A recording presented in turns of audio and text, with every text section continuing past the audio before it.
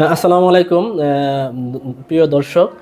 আসলে শীতের সময় অ্যালার্জির প্রবণতাটা অনেক বেশি থাকে। অনেকেই জিজ্ঞাসা করে থাকেন কেন অ্যালার্জিটা আসলে শীতের সময় বেশি হয়।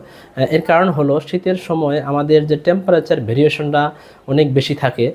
আপনারা হয়তো জানেন, যদি টেম্পারেচার ভেরিয়েশন 4 ডিগ্রি সেন্টিগ্রেডের চেয়ে বেশি হয়, সেক্ষেত্রে কিন্তু আমাদের নাক এবং গলার যে মিউকাস মেমব্রেন বা ঝিল্লি থাকে সেটা কিন্তু সেন্সিটাইজড হয়ে যায় এবং এই ডিফারেন্সটা তারা অ্যাডাপ্টেশন করতে পারে না।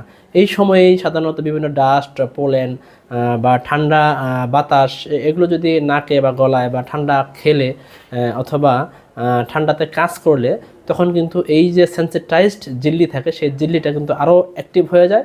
তখনই হাঁচি হয়, নাক দিয়ে পানি আসে, গলা দিয়ে পানি আসে, অ্যালার্জির প্রবণতাটা বেড়ে যায়।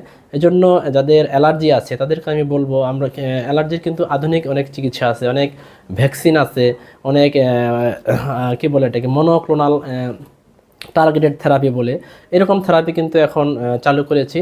যাদের অ্যালার্জি আছে তারা যদি শীতের শুরুতেই একজন ভালো নাক কান গলা ডাক্তারের শরণাপন্ন হন, তাহলে আপনি যদি একটি টিকা দেন অথবা আপনি যদি আগে থেকেই কিছু মেডিসিন শুরু করেন এবং অ্যালার্জি জাতীয় জিনিস থেকে যদি একটু দূরে থাকেন, তাহলে কিন্তু আপনি এই শীতের সময় অ্যালার্জির যে কষ্ট, এই কষ্ট থেকে কিন্তু আপনি দূরে থাকতে পারবেন।